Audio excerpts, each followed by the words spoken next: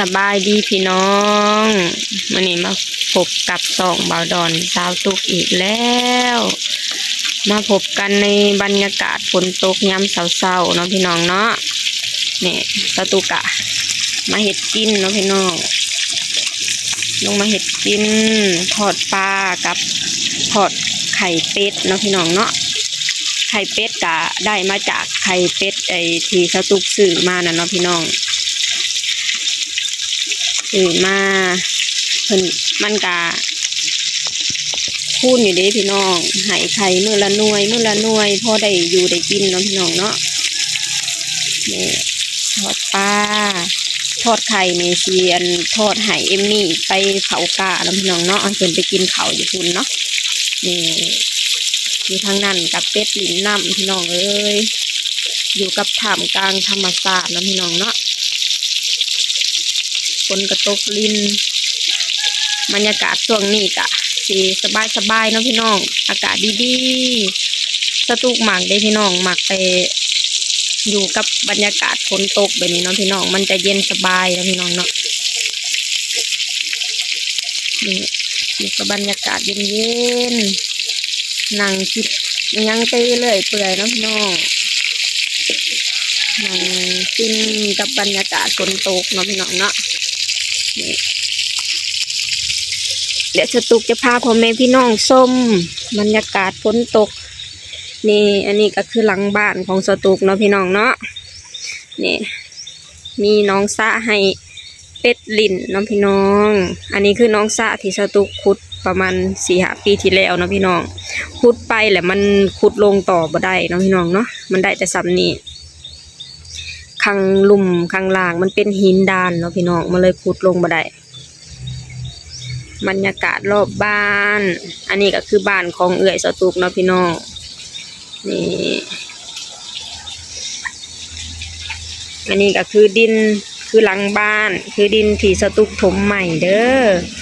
ตอนนี้กะมันก็ไปกับผลเบิดแล้วพี่น้อง นี่เป็นรูปเป็นอันนี้เบิดแล้วดินสตุกไปเบิดละก่อนมันไหลไปเบิดแม่พี่น้องดินถมใหม่น้องเนาะมันจะเป็นประมาณนี้อันนี้กับตะนางสตุกซื้อมาใส่แค่สัวข้าวพี่น้องใส่กันงัวกันแบ่มากัดเครื่องปลูกเนาะพี่น้องนี่มองนี่แห้งลงหลายอยู่ทางอยู่บอนนี่บ่ดอนนะจ๊ะบ่ดอนขุดดินขึ้นมาใส่นะพี่น้องขุดแล้วขุดอีกมันก็ยังไหลไปพี่น้องเลยคือว่าแหละมันเป็นตะนางเนาะพี่น้องเนาะมันตันนี่ยังบ่ได้อะนะแต่ว่าช่วงยามแล้งช่วงแล้วเกี่ยวข้าวเกี่ยวน้ำนะสตุกจะให้เขาเจ้าไว้จะจ้างเขาเจ้ามาก่อกำแพงเนาะพี่น้องก่อกำแพงแล้วแต่กะบ่ดอนเพิ่นก็จะขุดดินหม่องนั่นขึ้นมาใส่แถวนี่เนาะพี่น้องเนาะขึ้นมาใส่แถวที่มันไหลไปเนี่ยมันก็จะอยู่เนาะพี่น้องนี่บรรยากาศยามเช้าฝนตกลินเนาะพี่น้องเนาะเป็นบรรยากาศที่สบายใจเย็นสบายพี่น้องเลยนี่บอนทมนี่กะหญ้ามันเริ่มขึ้นแล้วอันนี้กูหมักบวบเรียมหมักบวบพี่น้องมาดอนเพิ่นเอามาถิ่มใส่เนาะเริ่มขึ้นแล้วนี่อยู่แถวแจหัวกับแม่เนาะพี่น้องต้นหนองม่วงสตุกกะใต้ไหมพี่น้องเลยเนี่ยต้นเทียนเนี่ยต้นที่เพิ่นการเนี่ยใต้มึงมันนี่มันสิเป็นกุ๊กอีหยังละบัดนี่นะใต้บ่ล่ะนี่ยังเหลือแต่นี่มันมีจักต่อหนึ่งมันมีหลายต่ออยู่เนาะพี่น้องเนาะแต่ว่าต่อทั้งเทิงน่ะตายแล้วยังแต่ทางหลุมมันสิเป็นอีหยังละบัดนี่มันสิเป็น3 ฤดูอยู่พี่น้องนี่บรรยากาศ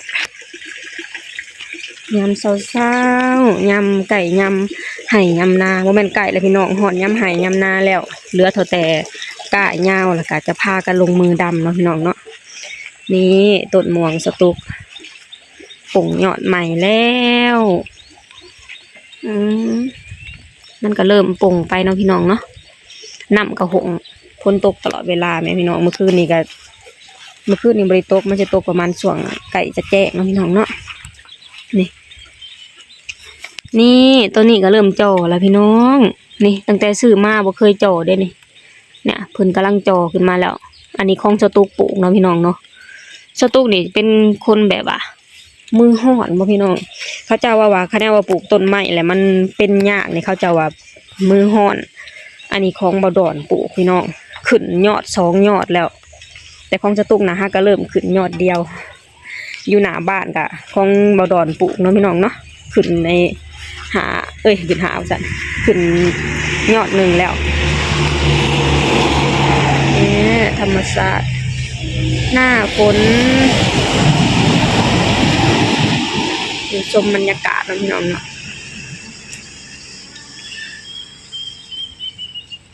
ปลาสตุกลืมปลาไม่รู้จัก ไม่แล้วดึงปลาก่อนพี่น้องโอ๊ยมัวแต่ชมธรรมศาสตร์ปลาใหม่แล้ว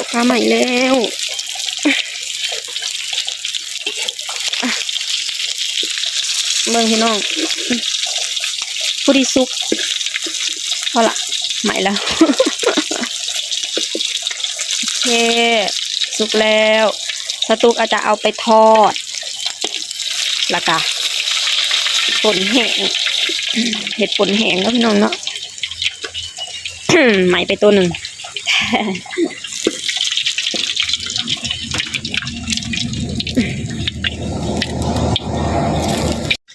มาดอนก็ไปหาปลามาพี่น้องบ่ได้ซื้ออาชดอกฝนตกได้บ่ปลาบ่ขึ้นซ้ำขึ้นดาวบ่ทันติตัวสั่นมันไหลแห้งมันมีอย่างเรา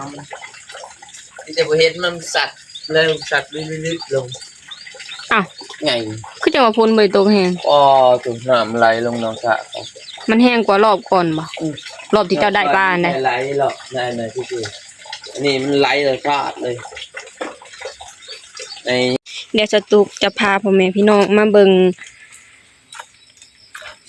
ทางไก่เนาะพี่น้องเนาะไก่กำลังผักพี่น้องปุ่นจะเป็นจังได เป็นจังไดเฒ่าเอ้ยเปียกอยู่บ่เนาะเฒ่าเอ้ยไก่กำลังผักอยู่เนาะพี่น้องเนาะฮะฮะยังลูกไม่ใช่มันยังบ่ได้บ่เลยไก่กับช่วงนี้ก็บ่ค่อยได้ไข่มันบ่ค่อยได้บัดใดพี่น้องเอ้ยฝนตกบัดนี้มันบ่มีบ่อนไข่มันไปหาไข่ทั่วทีบแล้วก็ไปหาแป้งให้มันฝนตกใส่เนาะพี่น้องเนาะฝนตกใส่แล้วก็มันสิเน่านะพี่น้องมันสิเน่ามันก็เลยนี่เนาะเพราะว่ามันเปียกเด้นี่อยู่นี่ก็มีอีก2 หังเนาะพี่น้องเนาะอยู่นี่ก็มีอีก2 หังบ่อนแทงน้ำมันบ่มีหม่องไข่เนาะพี่น้องสตุกเฮ็ดคอกให้มันอยู่พูนจังหลุมพุ่นมันไกลละมั้งมันเลยบ่อยากลงไปสตุกก็ลงมานั่งเฮ็ดกินเนาะพี่น้องเดี๋ยวจะขึ้นไปป่นปลาแห้งแล้วก็แต่งเครื่องให้เอมมี่ไปเผาตะกะเนาะพี่น้องเนาะอันนี้ก็สตุกกับพาพ่อแม่พี่น้องมาชมบรรยากาศยามเช้าช่วงฝนตกเนาะพี่น้องเนาะฝนตกบรรยากาศดีพี่น้องเอ้ยบรรยากาศยามฝนตกนี่มันสิน่าอยู่กว่า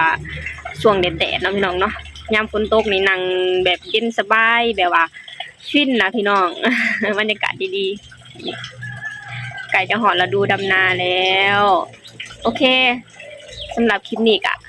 สตูกะจะขอจบลงเท่านี้ก่อนเนาะพี่น้องเนาะเดี๋ยวสตูกะจะไปหาเตรียม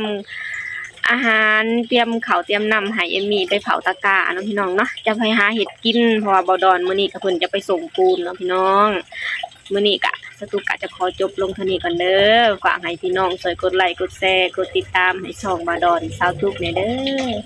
สบายดีสวัสดีค่ะ